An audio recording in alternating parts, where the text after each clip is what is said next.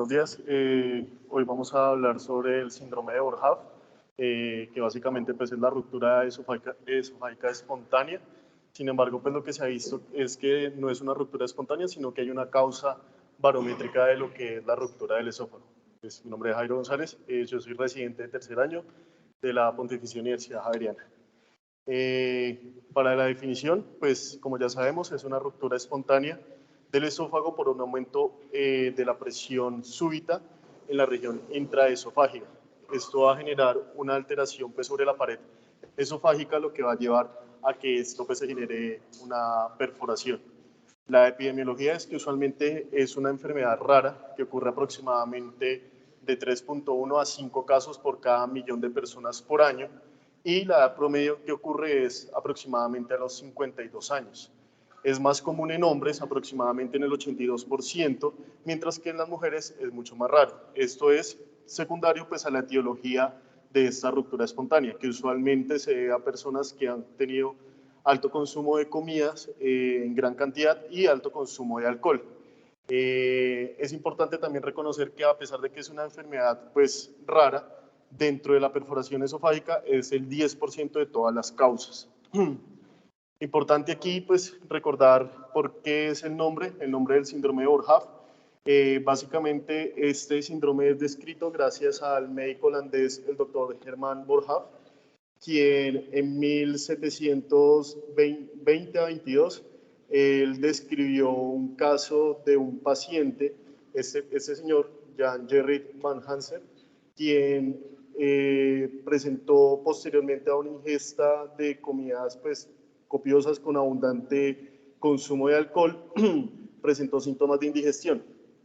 Este señor consultó como un médico local allá en Holanda, quien le dio una bebida pues, para generar náuseas, quien presentó muchos episodios eméticos y posterior a eso presentó un dolor en el epigastrio que se irradió hacia el hemitórax izquierdo. Él consultó pues, con el doctor Boerhaave, quien evidenció un deterioro progresivo en las próximas 24 horas, presentando dolor, fiebre, escalofríos y finalmente pues, un cuadro que se describe como una sepsis pues, de origen básicamente pues, de ahí del esófago.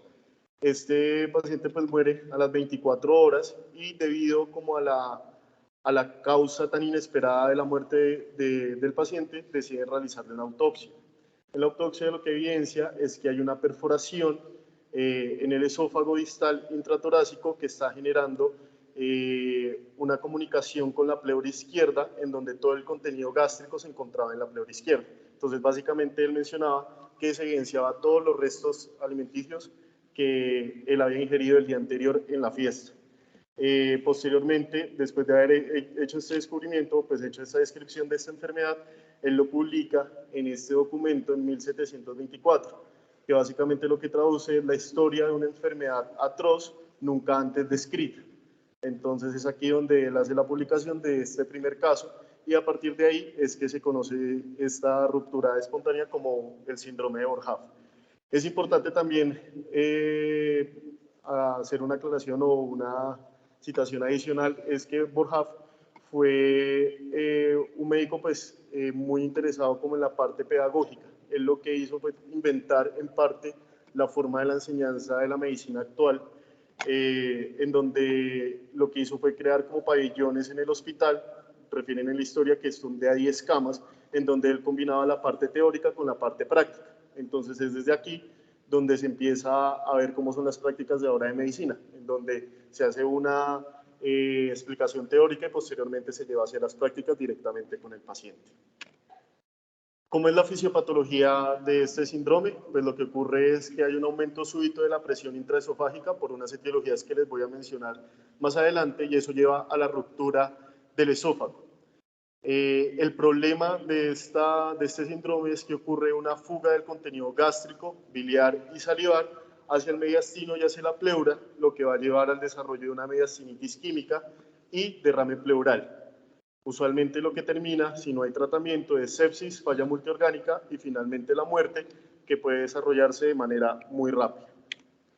¿Cuál es la etiología de este síndrome? Usualmente se atribuye casi al 80 al 90% al vómito, pero sin embargo hay otras causas que son secundarias pues, al aumento de la presión en el esófago, como son el asma bronquial, episodios convulsivos, la hiperemesis gravídica, el parto, tos y estornudos prolongados, digerir un gran tamaño de comida, maniobra de Heimlich e incluso levantamientos de peso, que se han visto pues, que se asocian con este síndrome. Aunque pues, como el síndrome es muy raro, pues obviamente generarse la ruptura a partir de estas otras etiologías pues, es aún un poco más raro.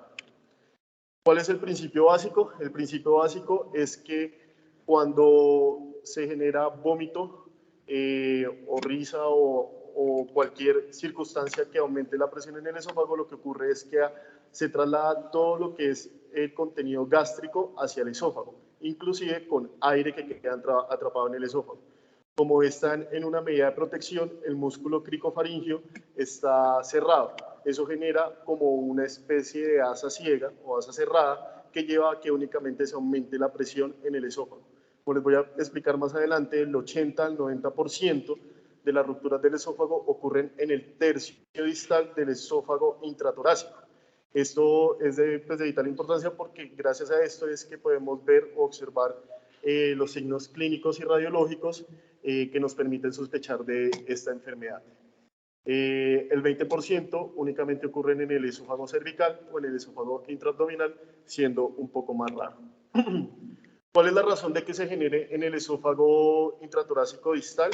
Pues estas imágenes son de un experimento que se hizo en el Servicio de Cirugía de la Universidad de Chile, en donde se estudiaron en 6 cadáveres, se estudió pues, el aumento de la presión del esófago en 6 cadáveres, en donde se hizo insuflación de aire. Cuando se insufló el aire, lo que se evidenció es que el fondo gástrico se distendía junto con el inicio del vestíbulo de la unión gastroesofágica. Esta distensión generaba que la curvatura mayor se desplazara hacia anterior y hacia la izquierda, generando también un movimiento del esófago posterior hacia el lado izquierdo. Este movimiento es fundamental porque se ha visto, o lo que se encontró en este experimento, es que hay un sitio de debilidad en donde se une lo que es la curvatura mayor con las fibras musculares del esófago. Las fibras musculares del esófago, pues para recordar, son la circular y la longitudinal, que únicamente son 2 capas. Estas fibras las llaman fibras claso. Y las fibras del estómago, adicionalmente, se adicionan lo que son las fibras oblicuas. Hay un punto de transición aquí, en este sitio, en donde se une el esófago y la curvatura mayor, en donde no hay una unión anatómica entre estas 2 fibras, sino que lo que mencionan es que hay una unión de estas fibras musculares hacia la submucosa y el tejido conectivo, lo que genera un área de debilidad. Por eso cuando se insufla o cuando hay aumento de la presión del esófago distal, lo que ocurre es que por ese sitio de debilidad es donde ocurre la ruptura del esófago. Mencionan ahí que es muy difícil que se genere la ruptura del esófago intraabdominal porque a partir desde el inicio del hiato es donde se genera como el reforzamiento de las fibras oblicuas del estómago hacia la curvatura mayor, lo que va a permitir como un reforzamiento muscular en esta zona. Por eso es que se determina que la zona pues, de mayor riesgo o que está pues que tiene mayor riesgo para ruptura es esta parte inferior del esófago distal. En el experimento que ellos hicieron encontraron que de los 6 cadáveres, en 5 se reprodujo la ruptura en el mismo sitio, mientras que en otro fue en el lado derecho. Esto es lo que nos da, o lo que ellos asemejan como que del 80 al 90% va a ocurrir aquí en el esófago distal, en el intratorácico, y el resto, pues en el otro 20% puede ser en otras áreas de debilidad. También mencionaban que puede ser por esta área de debilidad muscular o por el ingreso de los vasos sanguíneos o de los nervios que generan zonas de debilidad. Pero pues los estudios o los experimentos han fallado en demostrar esta causa como etiología. ¿Qué es importante para poder realizar un adecuado diagnóstico de este síndrome? Es realizar una adecuada anamnesis en estos pacientes. Se debe indagar, muy importante, sobre el consumo excesivo de comidas y el abuso de alcohol, que posterior a esto se genere un vómito incoercible, que genere un dolor súbito en el epigastrio y que posteriormente se irradie hacia el hemitórax izquierdo. Usualmente estos pacientes pues, van a presentar lo que es la triada de Mackler, que en la literatura refieren que es del 14 al 30%, pero pues esto también depende de la cantidad de casos que se hayan presentado como en toda la trayectoria del cirujano, que pueden llegar a ser mucho más altos. Esta triada de Mackler se corresponde de lo que es vómito, dolor torácico bajo y enfisema subcutáneo, bien sea del cuello y del tórax. Por separados hay una probabilidad de que el vómito ocurra en el 80% y el enfisema en un 25%. El dolor torácico puede estar descrito casi en el 99%. Entonces eso nos arroja a que esta triada pues tenga una probabilidad de que se presente mucho mayor. Mencionan que al examen físico hay un signo que es el signo de Hamann que aparece en el 20% de los pacientes y es que cuando se ausculta a los pacientes se ausculta una crepitación con los latidos del corazón. Refieren o mencionan que esto es secundario pues a un enfisema, pues al enfisema que se genera de los tejidos del mediastino. Es importante aquí que el 50 al 70 de los pacientes tienen signos y síntomas inespecíficos que van a retardar el diagnóstico. Y esto pues, es el mayor problema que se tiene con este síndrome porque el diagnóstico tardío es lo que lleva al aumento de la morbimortalidad en estos pacientes. Usualmente, como no es un diagnóstico muy común, pues los médicos inicialmente que ven a este paciente pues pueden tener estos errores diagnósticos. Usualmente piensan que es una úlcera péptica perforada, que es neumonía, disección de un aneurisma de la aorta, un TEP, un absceso hepático, pericarditis, e incluso infarto agudo de miocardio, pancreatitis, o sea, básicamente cualquier patología que puede estar localizada ahí en el epigastrio. Entonces se inician con estudios, exámenes y paraclínicos buscando la causa de ese dolor relacionado con estos diagnósticos, pero pues finalmente ya es con la radiografía o con otros estudios es donde se determina que hay una ruptura esofágica del esófago. O sea, básicamente el diagnóstico se hace de manera incidental. ¿Cuáles son las imágenes diagnósticas que nos van a ayudar al diagnóstico pues, de este síndrome? Es muy difícil que haya un examen altamente sensible y específico para poderlo diagnosticar. Sin embargo, con el avance pues, de la tecnología, han llegado unos exámenes que alcanzan casi el 93%. Lo que tenemos inicialmente es la radiografía de tórax, que todos son signos inespecíficos, que pueden ser derrame pleural izquierdo, neumotórax, neumomediastino, enfisema subcutáneo y ensanchamiento mediastinal.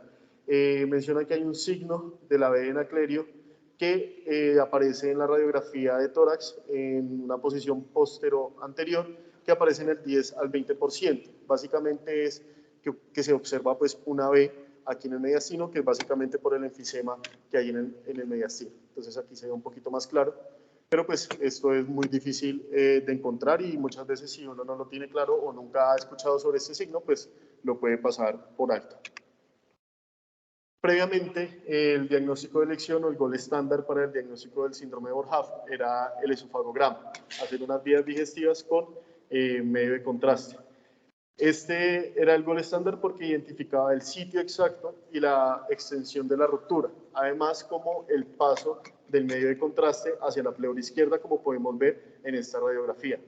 Es importante que este esofagograma se debe hacer con un medio de contraste hidrosoluble, mencionan ahí que es con gastrografín, y se debe evitar el bario porque pues esto puede empeorar todo el proceso inflamatorio que está generado en el mediastino y en la pleura izquierda. Sin embargo, hay unos falsos negativos de aproximadamente del 10 al 25% por la hidrosolubilidad del gastrografín, que mencionan que se da el medio de contraste y a veces no se logra ver la perforación porque el medio de contraste pasa muy rápido. A diferencia, pues obviamente que si se lo hiciera con el bario, que el bario es mucho más espeso y pues se demora un poco más en el tránsito por el esófago. Ahora lo que tenemos es la tomografía. Lo que se hace es combinar pues, la tomografía con el medio de contraste tomado pues, para ver toda la trayectoria de pues, cómo transita el medio de contraste sobre el esófago, pues lo que conocemos como un esófago TAC. Este no únicamente me identifica el sitio de la perforación y su localización, sino que además me identifica las complicaciones secundarias a esta ruptura.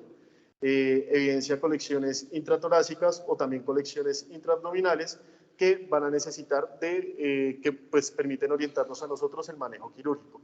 ¿Cuáles son los hallazgos en la tomografía? Pues se va a encontrar que en el esófago va a haber edema de la pared y engrosamiento del esófago, como se ve pues, en esta imagen. También se va a ver líquido libre periesofágico y es importante también la evidencia de burbujas en ese espacio periesofágico, que no es normal que se encuentren alrededor del esófago. También puede haber un ensanchamiento mediastinal y lo más importante también es aire o líquido en el espacio pleural, sobre todo izquierdo, porque como les mencioné, el 80% ocurren en el tercio distal, en la cara izquierda del esófago intratorácico. Otra ayuda que es muy controversial es la endoscopia de vías digestivas altas. Hay personas quienes están en contra y otros que están a favor.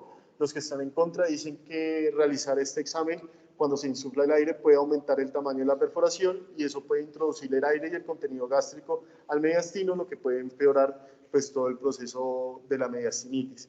Y los que están a favor es que dicen que identifica el sitio de la ruptura, identifica el daño de la mucosa y que lo más importante es que en ese momento del diagnóstico se debe dar un manejo endoscópico a la ruptura esofágica.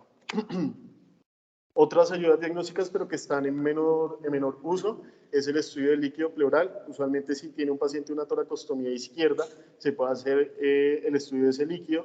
Y si tenemos un pH menor a 6, con un contenido de comida sin digerir y alto contenido de amilasa, es altamente sugestiva de que, pues, que el contenido gástrico se encuentra en la pleura izquierda.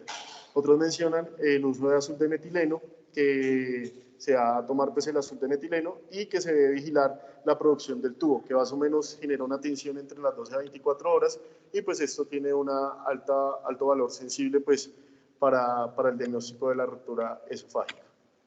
¿Cómo es el tratamiento inicial? El tratamiento inicial para todos los pacientes es generar una adecuada reanimación con cristaloides, bien sea con solución salina o con Harman. Se debe suspender inmediatamente la vía oral y se debe definir una ruta de alimentación, porque usualmente estos pacientes van a quedar sin vía oral de 10 a 14 días, entonces se debe definir inicialmente si se va a iniciar soporte nutricional parenteral, se debe iniciar un antibiótico de amplio espectro y se debe iniciar inhibidor de bomba de protones. Es importante que, como es un diagnóstico difícil y es una enfermedad muy rara, pues usualmente los pacientes cuando nosotros ya los encontramos se encuentran sépticos. Entonces es importante pues, realizar como todas las maniobras de reanimación inicial. Consideración especial, es una patología que requiere bastante cuidado y que se debe realizar una vigilancia en UCI, no únicamente cuando haya inestabilidad hemodinámica, sino que hay que tener en cuenta la alta comorbilidad de estos pacientes porque es esta comorbilidad lo que nos va a ayudar o a generar una mayor mortalidad. Se puede dar manejo médico en esta perforación esofágica, usualmente teniendo en cuenta los criterios de Cameron. ¿Cuáles son estos criterios? Que cuando se haga el esofagograma haya una fuga del medio de contraste pequeña, pero que esa se encuentre contenida en todo el espacio periesofágico y que usualmente el líquido del medio de contraste que sale vuelva y entre hacia el esófago. Tiene que tener síntomas mínimos, pues que tiene que tener poca disfagia, no tiene que presentar fiebre, ni taquicardia, ni hipotensión, y es importante que tiene que tener una ausencia de patología esofágica distal, no tiene que tener malignidad ni obstrucción distal. En este caso, pues el manejo sería nada vía oral, nutrición parenteral, antibiótico de 7 a 14 días y hay que realizar una tomografía para definir si necesita drenaje de colecciones periesofágicas. Usualmente este manejo médico en este síndrome casi no se utiliza porque el diagnóstico es tardío y el paciente pues ya tiene bastante sintomático y presenta signos de sepsis. ¿Cuáles son las indicaciones del manejo quirúrgico? Pues que haya extravasación difusa del medio de contraste, que haya una perforación esofágica extensa, que durante el manejo médico presente un deterioro clínico con desarrollo de sepsis y que tengan progresión del neumomediastino o neumotórax con derrame pleural y se desarrolle empiema. Para esto, pues vamos a tener que hay varias opciones de manejo quirúrgico, como son el cierre primario, únicamente drenaje, o incluso pues, se puede pensar en esofagectomía. Sin embargo, la esofagectomía no se utiliza en este síndrome.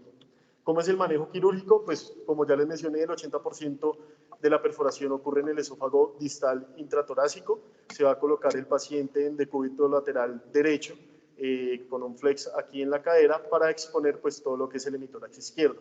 Usualmente la incisión se hace entre el sexto o el séptimo espacio intercostal y se va a hacer pues una toracotomía posterolateral. Ahí se va a ingresar a la cavidad intratorácica y lo que se va a hacer es una retracción del pulmón hacia anterior por medio pues, del ligamento pulmonar. Esto nos va a permitir exponer el esófago y va a permitir identificar la ruptura pues, que va a estar localizada en el lado izquierdo. Se debe hacer una reparación proximal con un Penrose para poder traccionar y movilizar el esófago. Posteriormente a eso se puede realizar el cierre primario. Entonces el cierre primario consta como de 3 pasos. En primer lugar, identificar el sitio de la perforación, hacer un adecuado lavado y desbridamiento del tejido desvitalizado, porque como les mencioné es un diagnóstico tardío y es usual que este tejido pues, sea de mala calidad. Posterior al desbridamiento de este tejido, es importante que se deben distinguir las 2 capas, tanto la muscular como la mucosa. Y muchas veces el diámetro o la longitud de la perforación de la muscular es mucho menor a la perforación de la mucosa. Entonces lo que se recomienda es que se debe ampliar los márgenes de la perforación del músculo, tanto superior como inferior, para así poder exponer completamente la mucosa y poderla vertir y realizar un cierre primario. Este cierre primario se recomienda con puntos separados con sutura absorbible. Posterior a que nosotros ya aseguremos de que está completamente cerrada la mucosa, se debe realizar el cierre de la muscular, también con puntos separados, con una sutura no absorbible. Es importante que tiene que quedar completamente cerrada la mucosa, porque si la mucosa no se cierra, es desde ahí donde se generan pues, las fugas de ese cierre primario. Usualmente, como los tejidos están muy inflamados y hay un proceso bastante inflamatorio en lo que es el mediastino y la pleura izquierda, se recomienda hacer un refuerzo a ese cierre primario. Ese refuerzo se puede utilizar un flap de músculo, bien sea de músculo intercostal, del diafragma, o se puede utilizar un flap de lo que es la pleura, el peritoneo o incluso el pericardio. Lo que se recomienda es colocarlo sobre el sitio del cierre primario y no hay que envolver el sitio de la ruptura porque pues hay más riesgo de estenosis. El manejo quirúrgico para lo que es el esófago cervical y el esófago abdominal, usualmente en el esófago cervical se debe también realizar el cierre primario, aunque hay recomendaciones en donde se ha evidenciado que por la localización de la ruptura, pues no se puede realizar un cierre primario, entonces con el drenaje de la contaminación o de la colección que tenga, pues es suficiente y se debe dejar un dren. Y en el esófago abdominal, pues se debe realizar un abordaje por una laparotomía, se debe realizar el corte del ligamento triangular, del hígado, del lóbulo izquierdo del hígado, pues para movilizarlo y así poder acceder al hiato esofágico. Ahí se va a identificar la lesión y se va a hacer un reparo primario, como lo mencioné anteriormente. Menciona que también puede hacerse un refuerzo de ese cierre primario con una funduplicatura de Dor o tipo Nissen. Finalmente, pues, tanto si es el esófago torácico o el esófago abdominal, pues se debe realizar el cierre de la cavidad y se debe dejar unos drenes que se van a retirar posterior cuando el paciente ya haya tolerado completamente la vía oral. ¿Cómo es el manejo en el postoperatorio de estos pacientes? Se debe dejar una vía oral por 7 días. Usualmente por estos 7 días se puede dejar nutrición parenteral o si durante la cirugía se pasó una sonda nasogástrica o una sonda avanzada, pues se puede iniciar la nutrición enteral aproximadamente 24 a 48 horas posterior al manejo quirúrgico. El cubrimiento antibiótico debe ser guiado pues, de 7 a 10 días y siempre debe guiarse pues, con el resultado de los cultivos y pues, el antibiótico empírico usualmente se relaciona según la epidemiología local de cada hospital. A los 7 días se debe realizar unas vías digestivas que con esto pues, vamos a asegurar de que no haya extravasación del medio de contraste y que el paciente pues, obviamente no tenga hilio para poder así iniciar la vía oral. Mencionan en los libros que se debe iniciar con dieta líquida claras y se debe avanzar según tolerancia. Finalmente, cuando el paciente haya tolerado completamente la vía oral, se deben retirar los drenes y el paciente puede darse egreso. ¿Cuáles son las alternativas al reparo primario? Es el drenaje y el manejo endoscópico. Usualmente esto se indica para pacientes que están inestables hemodinámicamente o que el cierre primario no se pueda realizar porque haya mediastinitis, lo que nos genere una frialdad y necrosis de los tejidos extensas que cuando se pasen por los suturos el tejido se desgarre. O usualmente también se indica el manejo endoscópico cuando hay una perforación que se diagnosticó de manera inmediata. Entonces, esto pues secundario a que no haya una contaminación pues excesiva en la cavidad pleural ni en el mediastino.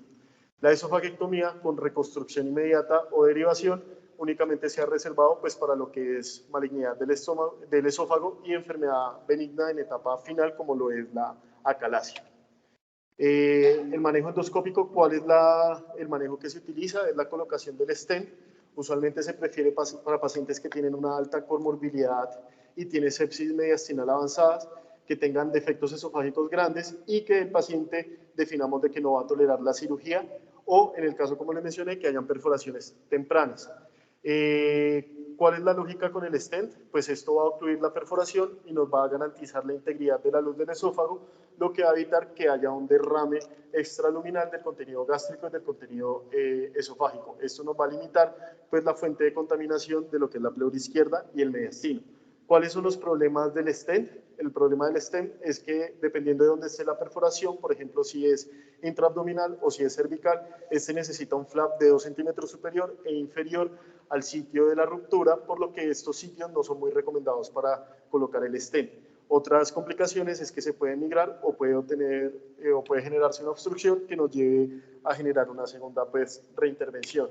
Estos artículos los traje pues para recordar la revisión que hicimos del Club de Revistas con respecto al uso de stent versus el manejo quirúrgico en las perforaciones esofágicas. Realmente no hay estudios específicos para la perforación esofágica por el síndrome de Borja, sino que lo que hacen es reunir como todas las causas de perforación esofágica y lo que se encontraron es que en cuanto a la mortalidad no hay ninguna diferencia en realizar manejo quirúrgico versus la colocación del stent.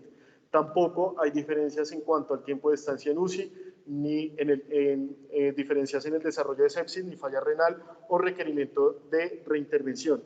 Lo más importante aquí, o lo que mencionan estos artículos, es que se debe individualizar a los pacientes y que usualmente el stent está recomendado para pacientes que tienen alta carga de comorbilidad y que vamos a saber que no van a tolerar el manejo quirúrgico.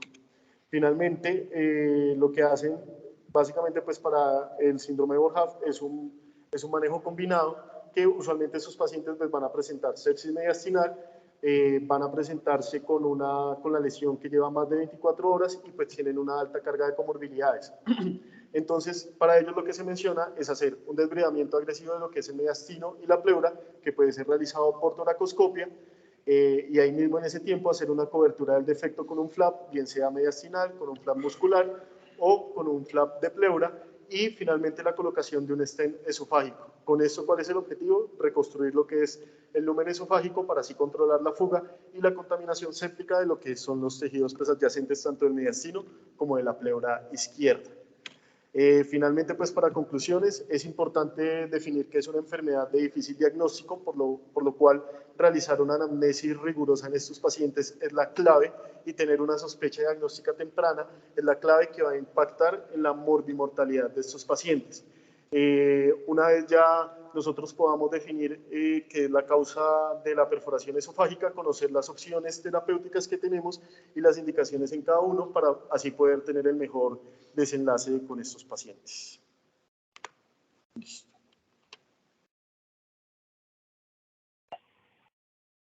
Muy bien, doctor González, muchas gracias. Antes de darle la opinión al auditorio, quiero reconocerle su trabajo. Las ayudas audiovisuales fueron completamente claras y la búsqueda bibliográfica también fue muy completa.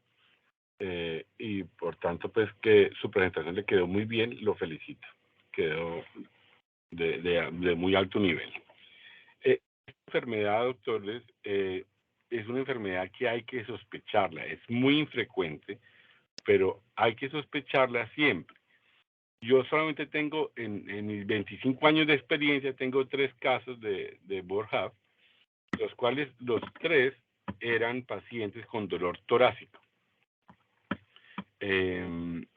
Y se enfocó como un infarto agudo de miocardio, y ya finalmente cuando vieron que el paciente se estaba tornando séptico, ya comenzó a hacer la búsqueda de otra patología y apareció pues el síndrome de Borja. Los 3 casos fueron similares.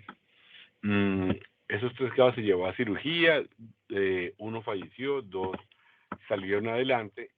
Pero creo que el mensaje, o por lo menos lo que yo he vivido, es que estos pacientes es una enfermedad que nunca se sospecha y ya tardíamente comienza a presentar la hipótesis diagnóstica y finalmente termina ya un paciente escéptico, en mal estado, con una enfermedad ya muy avanzada. No sé si en el auditorio hay alguna otra opinión o tienen alguna experiencia con esta situación tan crítica y de verdad que es difícil de hacer el diagnóstico en la fase inicial.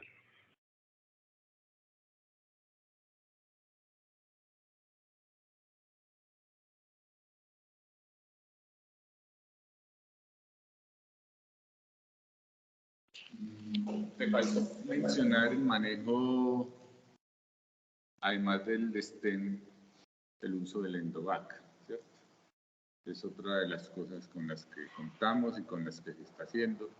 Y aquí tenemos en este momento un paciente con una perforación espontánea del esófago, el cual se manejó inicialmente con Endovac y posteriormente, cuando ya cerró la Hola, buenos días. una perforación bastante grande, disminuyó el tamaño. Bueno, felicitar al presidente por la exposición. Sí, hay que muy pensar clara. en él. Y la clínica es muy clara en cuanto al síntoma mayor que es el vómito y el dolor. Los otros, la triada usualmente uno no la encuentra y el enfisema es muy raro. Entonces, ante cualquier paciente sintomático y que usted encuentre un neumomediastino, un neumotórax no explicado, pues tener la alta sospecha. Creo que el diagnóstico temprano hace que el éxito sea mucho mayor.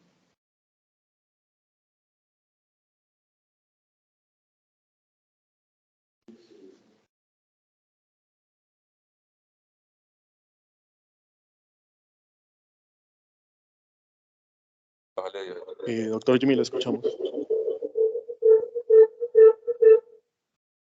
Hola, buenos días. Agradecer por la presentación, muy clara, muy sucinta.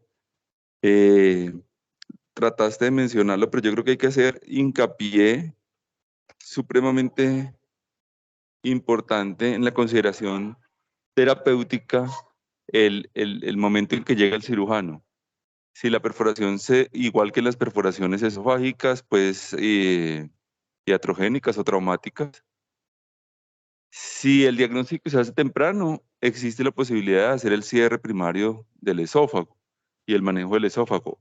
Siempre considerar la cobertura de la rafia primaria del esófago mediante un flap, sea de pleura, pericardio, músculo. Pero cuando se llega de manera tardía, habitualmente el esfuerzo por cerrar el esófago, primero es difícil lograrlo y segundo muy probablemente va a fracasar porque la necrosis y el compromiso inflamatorio e infeccioso del mediastino hace que la situación sea muy difícil. Entonces en ese caso hay que tratar de dejar muy bien drenado y buscar todos los esfuerzos para disminuir el débito. En este caso ha avanzado demasiado el manejo endoscópico mediante la posibilidad de los stent. Digamos que una de las dificultades lo planteabas en la exposición y es la necesidad de anclaje del stent, que muchas veces como no hay una lesión per se, el stent no va a tener dónde anclarse y migra. Y hoy por hoy la posibilidad del Endovac, que no lo mencionaste, pero digamos que es algo que probablemente no hay mucha literatura en este momento que permita mostrar evidencia sobre su manejo, pero yo creo que posteriormente vamos a estar haciendo una revisión sobre la incursión del Endovac en el manejo de algunas fístulas gastrointestinales. Muchas gracias. Gracias, doctor.